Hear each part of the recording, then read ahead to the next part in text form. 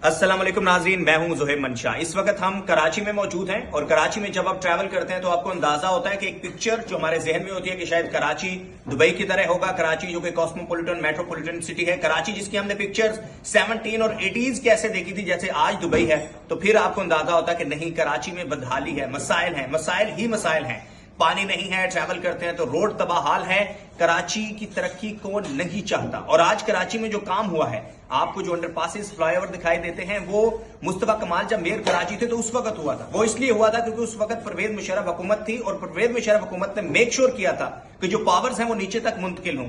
लेकिन 18 साल हो गए, पीपल्स पार्टी की हुकूमत है, लेकिन इन्होंने कोशिश ही नहीं की कि अवाम के जो मसाइल हैं वो हल हों। तो अवाम के मसाइल कैसे हल होंगे, स्पेशल प्रोग्राम हमारे साथ गेस्ट होंगे साबिक गवर्नर सिंध जनाब इमरान इस्माइल साहब, और आप जान सकेंगे कि आखिर कौन नहीं चाहता और कैसे।